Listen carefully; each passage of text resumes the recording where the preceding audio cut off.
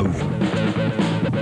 After an all-out assault at trying to set the fastest time so that you start off the racing day relatively dust-free, technicians check and recheck vehicles so that they're in tip-top shape for Saturday's racing. For Motorite's Alfie Cox, it was a rude awakening. He'd lost at least one fan, but not the type you're thinking of. No, the car was going fantastic the first 20 kilometers. We started first today and no navigation problems. And then it started, the warning light came on for the temperature. And, you know, I went up to 118 at one stage and still had nice power. And I said to Henny, we better stop and have a look. He got out, only one fan was running. And then 5 kilometers later started bellowing blue smoke out. So I only think that it's terminal at the moment. So hopefully we can do something. Otherwise, next race. Meanwhile, Bevan Bertelt had some communication from the Far East, and his Japanese has vastly improved as a result thereof. Look, I'm under extreme stress. I've had a few calls from Toyota Japan. You must bring the bucky home or you're going to walk home.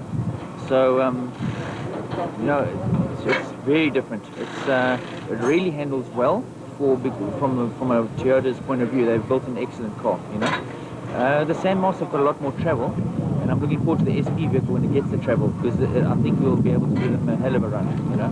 And it was very interesting out there today. A lot of thick sand, so it does bog a bit with the four-wheel drive in the thick sand. We just don't have that extra power that the SPs do have to pull us out of that. But it was action-packed out there. I'm sure my counterparts in their Class Ds have got a little bit more experience than me, and they would have shown me up. But it's a long race tomorrow, and hopefully I can just come home, you know. Bevan, who's known for some madcap driving, will have to temper that tendency to steer his new steed to the paddock. Meanwhile, an unhappy-looking KwaZulu-Natal man, Clint Gibson, third in the 05 championship, was breathing fire. We lost the engine breather about 10 k's through, and we lost quite a lot of engine oil, about 3 to 4 litres, which obviously could have possibly done a bit of damage to the engine. We obviously just analysing what the story is. We're going to do a compression test and see if we can continue for tomorrow. Nahim Mozaji barrel-rolled his car 6 times with very little hope of getting it sorted out. It was damaged to what looked like it was beyond repair. But with unbelievable support from the Darling community, his own crew and an exhausting all-night session, they got the car to the starting grid. There were broken chassis, broken clutch plates, gearboxes and a steering column that needed work. And all of this on the first race of the season.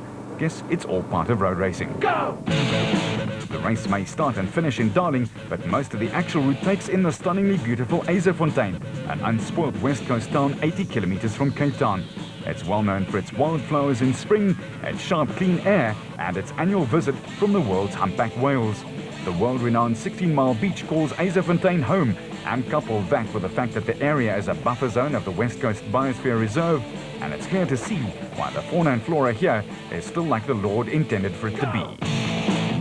Day 2 of the Nissan Dealer 400, round 1 of the ABSA Off-Road Championship was greeted by a full moon and a day full of expectation. There was a long way to go and not a lot of time to get there. It was the first race of a long season, and already the prologue had unveiled some cracks in the veneer of some teams, while others were ready to tackle the first real racing with gusto. Some teams had had a long night working on some of those cracks that had appeared. We had a long night last night. Yesterday, our time prologue, we had a bit of a hiccup. We went rolling, so we fell over about 4 times, and we broke the rear hub, and the rear arm, trailing arm, and the front LX beam we bent. But we had a lot of help from the guys in Darling, and they helped us. We had about 6 or 7 guys out here last night till 1. They bent the front suspension, the rear we welded together, and we got it back on the wheels. So we're going to give it a go, hopefully bring it to the end and see what happens. But we're happy to be back. The Ford lads were looking very relaxed, and so they should have. It was a good debut. Meanwhile, Gary Bertelt was a happy camper. Yeah, very interesting with Evan next to us. I think we put up the fastest time yesterday, and Evan did a very good job as well. But I think that we're going to have a good day because don't have the dust. I think he's going to start just behind us, so it should be interesting out there. Hutchison was suiting up for what promised to be a mammoth battle for supremacy. Evan himself is known as a wild man behind the steering wheel, and Bertelt and Christine knew they would have to put foot to stay in front. On the drag from the line, It was the motorized bat that got the best pull away, although the Atlas Copco boys would argue that Hutchison jumped it ever so slightly. And the dust and stones flying proved just how dry Darling had become in the last few weeks preceding the Nissan Dealer 400. Voss and Pitchford were next off in the Navara and were hoping to have a dust-free ride as soon as possible. While Krobler and Jordan were hoping for exactly the same thing, pass and get in front ASAP.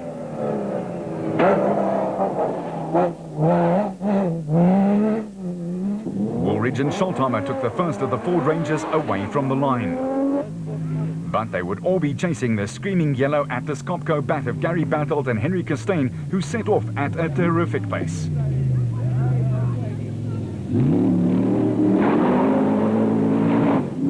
They certainly let it all hang out.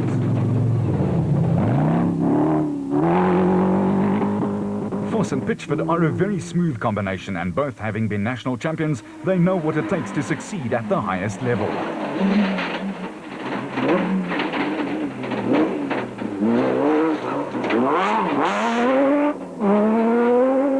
Their teammates Krobler and Jordan also know what it takes. The pair received the award for finishing all their races last season. Not a thing that many teams could say in 05, and they picked up right where they left off. As they charged up from 4th on the start list, Krobler was putting in one of his trademark bull runs. Now let's go in car with the Ford Ranger team of Woolridge and Scholtheimer.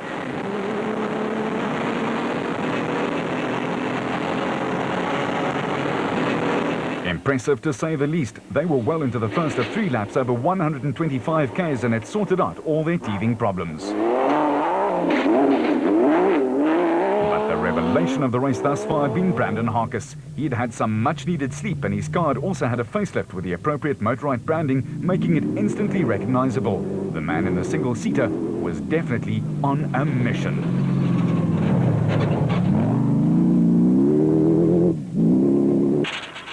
As for the M&M boys, Matthews and Moore, after starting from 7th, they'd steadily driven their way up, trying to clinch a top 5.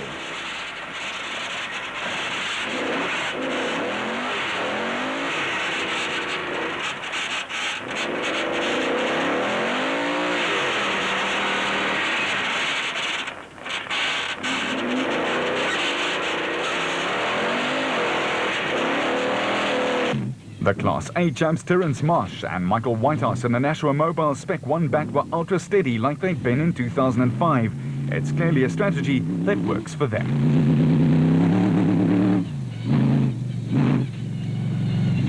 Marcus Taylor and Mark de Chalane is another team that uses that same philosophy, and they were also progressing with surety on a tough but well-marked route, but one that claimed many punctures. The dust was also a factor for teams further back.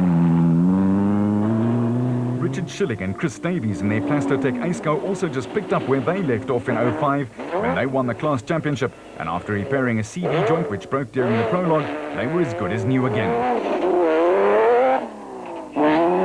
In the S-Class, Archie Rutherford and Craig Doubtfire were rock solid and showed up the big-name teams in their Nashua Mobile racing car. They'd whittled their way into the top 10.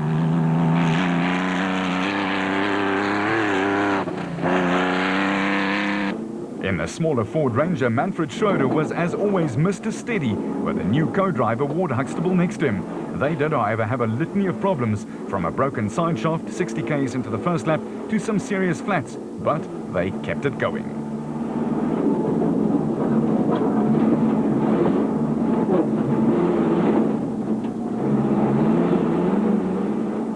Visser and Badenhorst in their Tyco Trucks Toyota were chasing hard, but they were caught in no man's land, clocking more than 3.5 hours for the first 2 laps, while the front teams were logging just over 3 hours.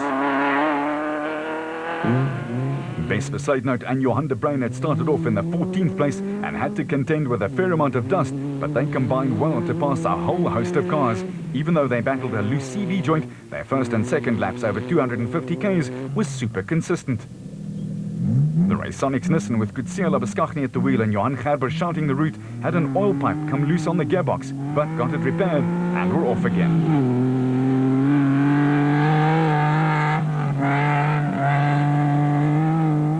Gil Nell and Johan Smallberger and their Bozel Troggy were enjoying a solid run and were picking off some of the big names right in front of them.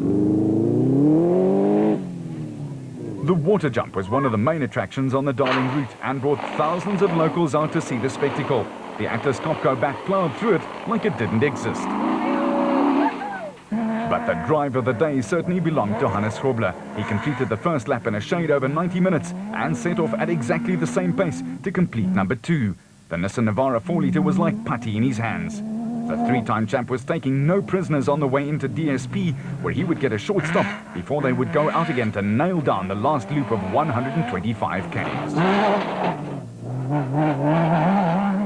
The next SP car on the route was the big Ford Ranger of Woolridge and Scholthamer, and even though Neil had not raced for more than 12 months, it certainly didn't look like it.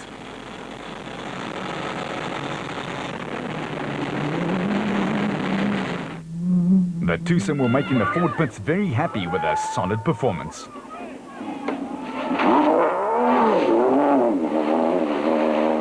That Ford sounds angry. Foss and Pitchford, who was in the car when Alfie Cox won his inaugural national championship last year, were nailing down a clocking of 3 hours and 16 minutes for the first 2 laps, but had been passed by the flying Ford Dio.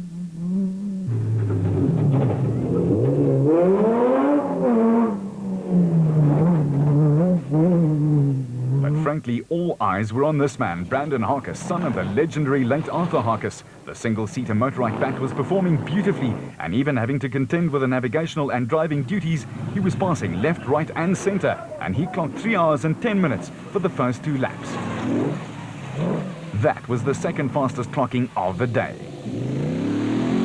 Colin Matthews and John Moore in their Century Property Development bat had broken a left shock after a mere 30 k's, but they soldiered on and were only about 20 minutes off the pace from the front. Marsh and Whitehouse in the Nashua Mobile bat kept plugging away, and they'd efficiently worked their way up from 8th after the prologue to 5th, and there was still more to come from them.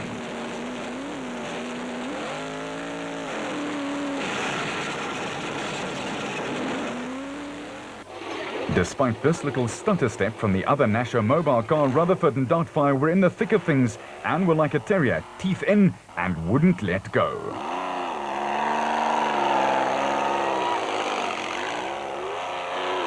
And the crowd got a little more there than what they bargained for.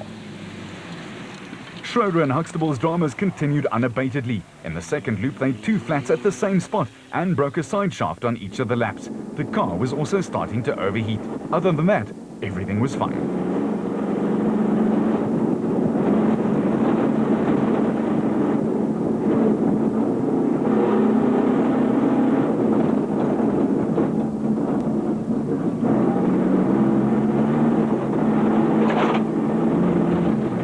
Tyco Trucks Toyota of Chris Visser and Jaapie Baardnorst was a model of consistency, and they were having a great time. They were 13th and holding station. Besaidnout and De Bruin were taking no chances. Note Johan's overactive right hand, just making sure that his driver knows exactly where to go. On lap 2, and quick evasive action had to be taken as the Raysonics team got stuck. And the crowd helped along as well. The De Bruins were warned in time, and they streaked by on the high side. Remember the old song? A case of you take the low road and I'll, well, you know the rest.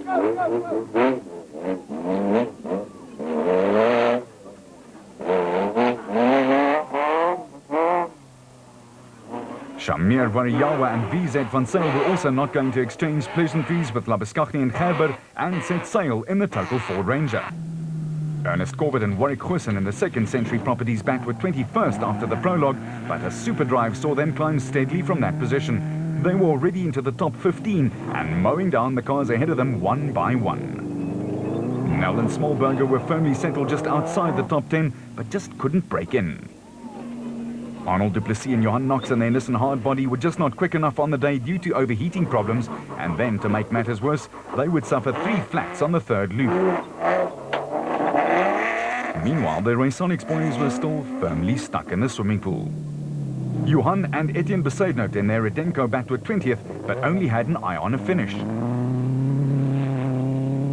Back at the waterhole, Labuschagne and Gerber finally got their gold charge going. It's a loud applause, and they finally went on their way. Bevan Berthold and Robin Houghton were enjoying themselves in their first outing together. However, they lost some time in the dust, but as they said at the start, all they wanted was some points for a solid finish.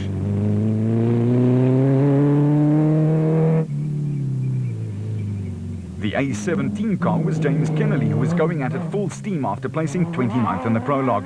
He and navigator Colin Hull were to ruffle quite a few feathers with a great drive. Brothers Mark and Stuart Moffat in the Bosel Landy were leading in Class F, but their BMW-powered car was taking strain due to overheating. And the dust was also taking its toll. IDM Cement's Jaco Swanepoel and Graham Bishop, who were second in Class E, were back in 33rd place and feeling it. Single-seater pilot David White in his Rowacon Truggy was in 30th place, but he would also experience mechanical failure and was forced to call it a day. In Class S, Naeem Mossaji and Nazim Moti had got themselves going again quite nicely, and their tyre rack raceco's four wheels stayed on the ground, this time, mostly. And just behind them, the Swaziland club's John Thompson and Clinton McNamara and their Zarko Light Audi 2-litre were steaming along, but their mechanical troubles from the prologue continued to haunt them. At the head